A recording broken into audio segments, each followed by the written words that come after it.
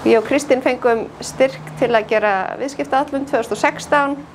Svo fór ég í barneignir og hafði ekki tíma til að gera neitt og við bara fórum af stað með þetta verkefni fyrir 3 árum. Og svo ein í hópnum okkar sem að kallaði á Messenger bara hraðallinn. Þurfum við ekki smá stuðning og við skelltum okkur í það og fengum að taka þátt. Mjög þakklátt fyrir það. Og það sem að við erum sammála að hafa hjálpað okkur mest þessi hugmyndavinna. Af því að við vitum hvað við erum að gera en við erum ekki búin að kjarna það og skrifa það kannski alveg upp og hafa tækifæri til að setja upp svona kynningar sem eru mjög hnitmiðaðar og vera búin að búa til 3 mínútna pitch og 15 mínútna pitch og þú veist, sem við tökum með á fundi þegar við erum að leita fjármagni og samstarfi. Við ætlum bara, svo þið vitið hvað við erum að fara í gegnum stutta kynningu sem að við vorum með í á lokadegi hraðalsins. Langt kannski að segja að við tókum þátt líka í gullleikinu árið. Já, það var ég ekki. Langa lengur og með þessa hugmynd svo fórum bara í dvalað en við komumst í topp 10 þar 2011. Það var ég ekki flutt til landsins. Nei. Það var Kristín með annari. Sameinast kraftarnir setni. Já, ég veit að þegar maður er með hugmynd sem maður brennur fyrir þá kallast til manns fólks sem maður skilur mann og vill vera með. Allt tekur tíma bara. Já. Og við erum bara sammála að góðir hlutir gerast hægt og þekkjum það. Ekki? Já. Memplay, opin leikskóli og ekki síður foreldrasamfélag. Virkar þetta? Já. Þetta er markhópurinn okkar, nýir foreldrar og oft á tíðum koma foreldrar fyrir börnin sín, að leyfa börnunum sínum að upplifa samfélag annarra barna og æfa sig í þessum fyrstu skrefum í samskiptum. En ekki síður það foreldrarnir sem að fá mikla næringu og stuðning. Af því þau eru búin að vera heima að hugsa þetta litla og styrkja sitt samband við það. En finna svo oft fyrir svona jafnvel einmanaleika og jafnvel vera einmanna í þessu hlutverki. Opin leikskóli samfélagsins nýsköpun á Íslandi. Við tökum þessa hugmyndafræði frá Svíþjóð, þar sem að opin leikskóli hefur verið bara í 50 ár. Hann hefur þróast þar og þar eru opnir leikskólar sem eru jafnframt móttökuleikskólar fyrir fólk sem nýtt í Svíþjóð, lögð meiri áherslu á tungumálanám og svoleiðis. Já, kenna bara innviði landsins og svoleiðis. Já, hvernig virka kerfið og skólakerfið og svoleiðis. Í þjónustukönnunum hefur komið sterkast fram að fólki þykir mikilvægt að koma sér út úr húsi. Það er að leita samfélagi og leita fólki í sömu stöðu, spegla sig í öðrum og fá fræðslu. Og líka bara að leita öruggu umhverfi fyrir börnin. Það er hægt, það er hægt að fara víða en það er þetta litla barn sem er miðpunkturinn. Okkar umhverfi er örvandi og þroskandi og margir foreldrar segja okkur að þeim þykir þetta góður undirbúningur fyrir áframhaldandi leikskólaumhverfi, fyrir aðlögun á leikskóla. Við leggjum bara mikla áherslu á að það sé fallegt og það sé örvandi og það sé að upplifa nýja hluti. Það sem að við vissum og hefur bara með starfinu hefur það styrkt okkur í þeirri sannfæringu að þetta sé alveg gífurlega mikilvæga vettvangur fyrir inngildingu, bara nýjar fjölskyldur á Íslandi. Við höfum alltaf leitt með því að þetta sé ókeypis og algjörlega almennt, óháð uppruna, óháð trú, óháð tungumálakunnáttu, þó við kunnum ekki öll tungumál heimsins. Það eru allir velkomnir, þó kunnum ekki ensku né íslensku. Tölulegar upplýsingar núna síðasta misseri, það eru í viku hverri 124, þetta er meðaltal, fjölskyldur að koma og við tökum niður sem sagt kyn, það er sem við tökum fyrir okkar styrk, tökum niður fyrir samstarf okkar við velferðarsvið, það eru 24% karlmenn, annaðhvort feður eða afar. Og af þessum heildarfjölda eru 27% með annan menningar eða tungumálabakgrunn. Og þetta eru sérstaklega fólk sem nýtt á Íslandi, flóttafólk eða bara aðflutt fólk. Það hópur sem okkur þykir mikilvægt að ná til og erum bara að vinna í ýmsum leiðum til að gera það.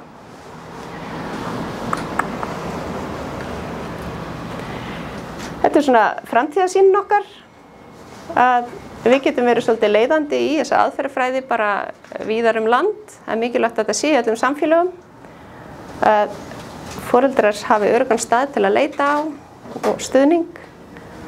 Við viljum vera leiðandi bara í því gæðaeftirliti og aðferðafræðinni.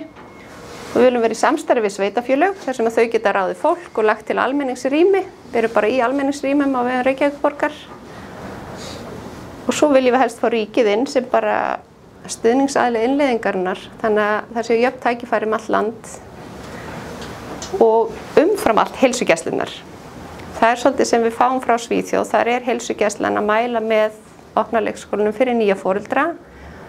Sérstaklega þá sem að þurfa meira á því að halda, hafa kannski ekki stuðningsnet í sínu nærsamfélagi. Og mikilvægast bara foreldrasamfélagið og það er engin vandi að fá fólk til að koma. Við erum bara, hvert misseri stöndum við fram fyrir lúxusvandamáli, að það að springa, rýmið og lítið, við þurfum að færa okkur innan almenningsrýmanna. Þannig að við erum bara að leita tækifærum til að stækka. Og við bara óskum þess að sem flestir vilja vera með. Við erum í samtali við Hafnarfjarðarbæ núna og vorum að fá skilaboð frá samstarfskonu okkar í morgun að hún væri búin að fá kall frá Mosfellsbæ. Þannig að við erum bara í þessari vegferð og það var gífurlega mikilvægt að fá að komast inn hjá Snjallræðinu.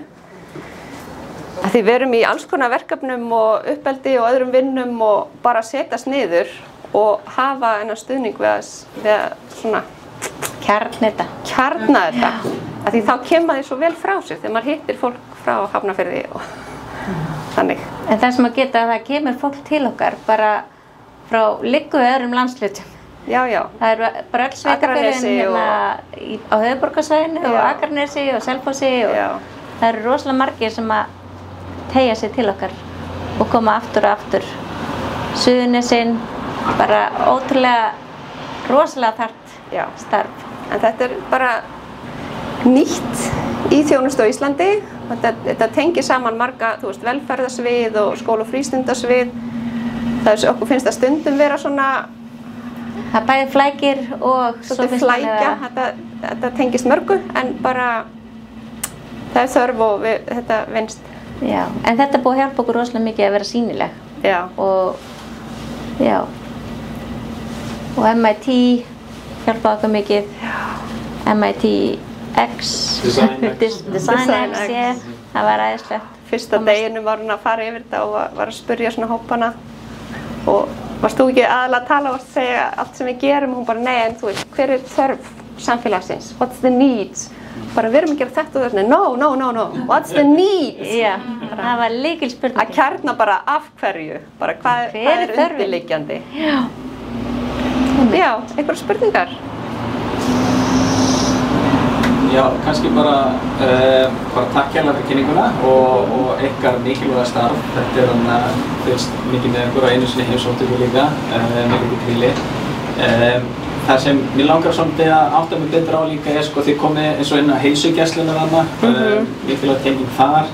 Og hafið þið eitthvað skoðað þá eins og varðandi bókasöfnin, hvernig þau eru að þróast sem samfélagshús og líka bara, ég svo áhugasamur hvernig við förum að byggja upp einhvern veginn svona innviði samfélagsins og í borgarlandinu, hvernig við stuðlum að því að við séum að skapa þessa vettvanga, þessa heitu potta í borgarlandi þar sem að það sé ekki bara þá fyrir börn, heldur líka eitthvað fyrir foreldra Hafið þið eitthvað verið að skoða þannig nálganir eða tekið þetta lengra?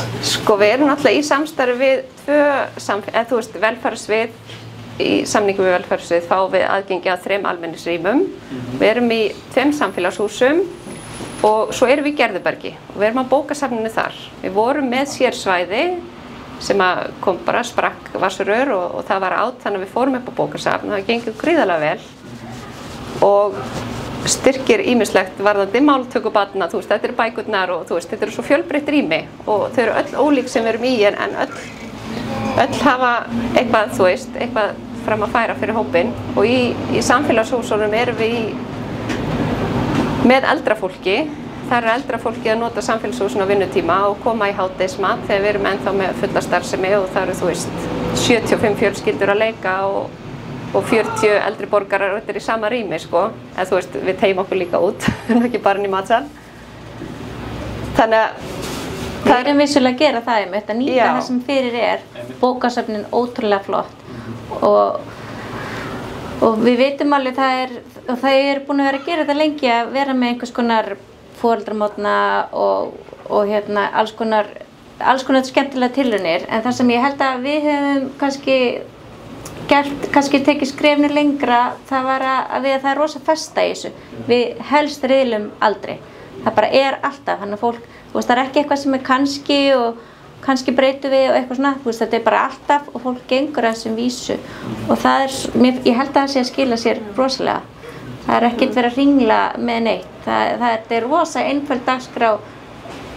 Þú bara mætir þegar þú vilt. Það er söngstund eftir klukkutíma, klukkan 11 eða 2 og svo er kaffi á könnunni og þú kemur og ferð, þú skráir þig, við viljum helst, við erum alltaf að elta fólk með bók til að skrá sig. Þannig að, já, við fórum að stað með þetta, við vorum mikið bara hvar ég vil að vera, þá vorum mikið að hugsa með mitt. Það er ekki börn í frístund á morgnana því að þá er þið í skólanum. Þar er rými sem er ekki nýtt. Svo hugsaum við til bókasafnana og svo opnaðist þetta með samfélagshúsin, ótrúlega flott hús sem að hafa í rauninni gegnum tíðinni verið eyrnamerkt eldri borgurum, en er rauninni allra. Það bara tekur tíma að innleiða það. Svo mikill vilji hjá stjórnendur samfélagshúsina að fá inn ungu foreldrana til að, þú veist, þekkja húsin, vita þau eru velkomin, vita þetta er barnahotnið, kaffisala klukkan 14:30, þú veist, þetta er bara ótrúlega mikilvæg kynslóðablöndun sem eiga sér stað. Já. Það er líka frábært bara með nýtingu húsnæðis að þessi verið að virkja það á öllum tímum eða svoleiðis. Það sé ekki bara. En þau eru mörg vel nýtt. Okkur langar svolítið að vera í Borgum í Grafarvogi en það er bara alveg fullnýtt. Það er rosa flott og þétt starfsemi þar. Já. Byrja með kvöldofnun. Rauðvínsofnun á 50 dögum. Hvernig er dagskráin?